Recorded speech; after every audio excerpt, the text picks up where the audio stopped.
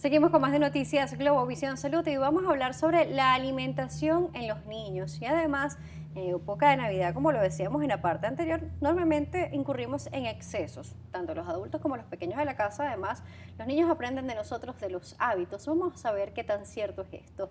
Hoy nos acompaña la doctora Osmaris Durán, quien es gastropediatra. Un gusto recibirla. Bienvenida. Gracias por la invitación. Gracias por visitarnos. Hablemos un poco de la alimentación. Nos dicen que los hábitos alimentarios realmente son aprendidos, que son prácticamente una herencia familiar. ¿Esto es tan así? Sí, es correcto. Realmente los niños son lo que son los padres y se alimentan en base a lo que los padres los enseñan durante todo el largo periodo de crecimiento y desarrollo. Y actualmente hemos observado muchas costumbres, quizás no tan saludables, por el aprendizaje que tienen directamente de los padres o cuidadores. Perfecto. Cuando vemos esta alimentación normalmente, cuando los niños van creciendo, le empezamos a dar dulces porque decimos, son niños, hay que darles dulces, hay que darles una merienda, pero la merienda tiende a ser también con chucherías, golosinas. Esto es asertivo. Realmente no está incorrecto lo realizado. Se recomienda actualmente que las meriendas sean lo más saludable posible y para ello contamos con una opción que es de fácil acceso como son las frutas o verduras, haciendo por supuesto el uso de ellas para poder inculcar lo que es la alimentación saludable en los niños y evitar por supuesto la obesidad infantil que se lleva a cabo a mediano o largo plazo en el caso de que tengamos alimentación ricas en azúcares, en el caso de las golosinas, que con frecuencia se observa ahorita. Claro, además tenemos una falsa creencia que entre más gordito, entre los cachetes más rellenitos, el niño está más sano. Pero el niño está sano cuando está con los cacheticos rosaditos, gorditos. Esto es saludable. Realmente no es saludable, no significa que un paciente que esté gordito o con los cacheticos redonditos esté saludable. El control pediátrico se basa en este punto porque allí permite evaluar sobre lo que es peso y talla y estandarizarlo de acuerdo a las tablas que usamos los pediatras para saber si hay obesidad infantil o si el paciente realmente se encuentra con un peso y talla acorde. Claro, cuando comienza a crecer el niño, nos hablan de los primeros 6 meses de vida, lactancia materna exclusiva. Pero luego vamos incorporando alimentos, vamos dándole algunos suplementos e incluso, bueno, le vamos dando sopitas, pero le debemos aplicar condimentos, sales, los llamados cubitos. ¿Se puede dar este tipo de comida a ellos? No, está totalmente contraindicado, no se debe realizar la alimentación complementaria que inicia a partir de los 6 meses de edad.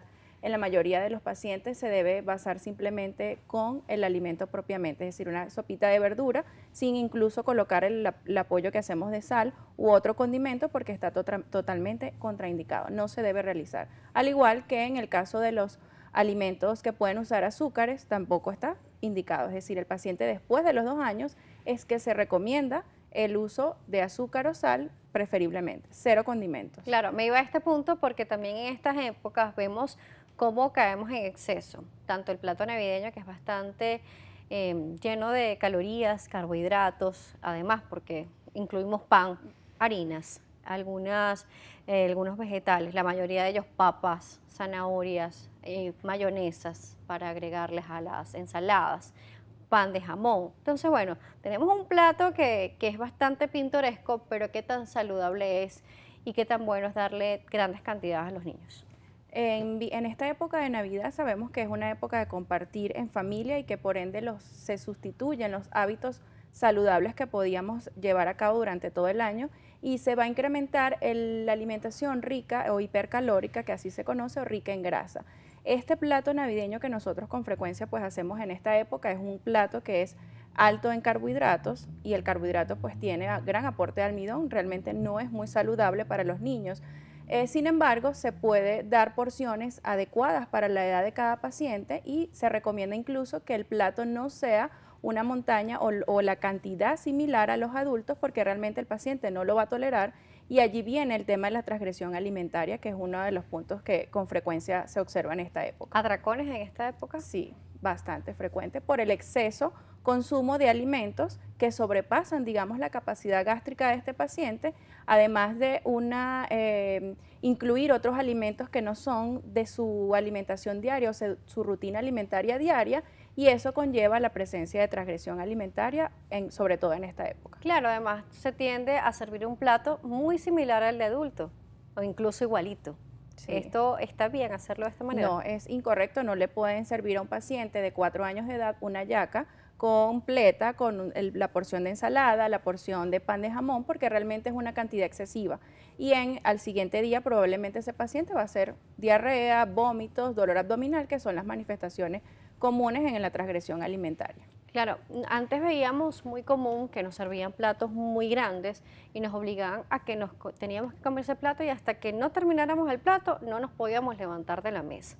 Parte de la crianza, parte también de que de repente nos decían que muchos niños no tenían, otros sí. Bueno, es una realidad, pero ¿cómo ser responsables como adultos para que este niño se alimente bien, pueda comer una gran variedad de alimentos, pero que no le traiga consecuencias como esto, como usted nos dice, dolor abdominal, diarreas, vómitos, entre otras cosas? Lo más importante es que los padres tengan el conocimiento y la orientación por el especialista de llevar a cabo estas recomendaciones. El punto principal es cumplir los horarios en cuanto a la alimentación, no saltarse comidas porque también esto ocurre. No le doy desayuno, pero le voy a dar almuerzo porque creen que al momento del almuerzo el paciente les va a comer más y resulta que no. Más bien hay ansiedad y esto conlleva al uso excesivo de alimentos ricos en azúcares como son las golosinas. Cumplir los horarios de alimentación. Las porciones es un punto muy importante, que son adaptadas por edad pediátrica y se recomienda que un paciente, por ejemplo, de 4 años de edad, no pasar o no sobrepasar más de una tacita que contenga, por supuesto, proteína, carbohidrato y los vegetales, incluso la fruta, ¿ok? No pueden excesivamente usar un plato similar al del adulto porque realmente conlleva un exceso y allí es donde vienen las manifestaciones, no obligar al paciente. Hay que establecer horarios específicos para las comidas de los niños y respetarlos. Preferiblemente se debe hacer de esa manera.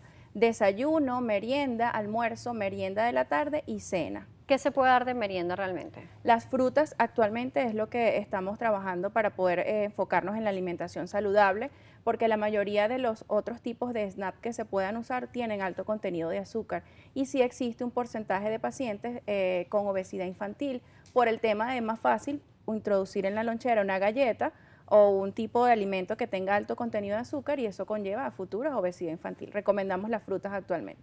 Con respecto a las frutas también hay algunas inquietudes, si podemos combinar o no las frutas y además muchas personas le agregan azúcar a las frutas.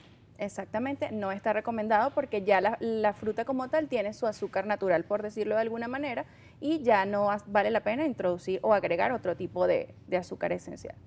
Importante esto, porque a veces nos dicen, no, es que combinarlo por la fructosa no es bueno. No es bueno para el adulto, no es bueno para el niño y además a veces es que está insípida o es que está muy ácida, dependiendo si es cítrica. Exactamente, no se recomienda. Recordemos también que existe un mito que el niño no come lo que yo no como. O sea, por ejemplo, a las mamás a veces no les gusta el tomate y yo no le voy a ofrecer al niño tomate. Eso es un error que actualmente se ve con frecuencia. Siempre debe hacerse la introducción de los alimentos y el bebé va a ir poco a poco decidiendo si hay gusto o no hay gusto del mismo. Doctora, vámonos a una pausa. La doctora Osmaris Durán nos seguirá acompañando. Ella es gastropediatra y estamos hablando sobre la alimentación infantil. Preguntas, comentarios, las redes sociales a su disposición. @salud_gb, @Daniela J. Salas. Volvemos.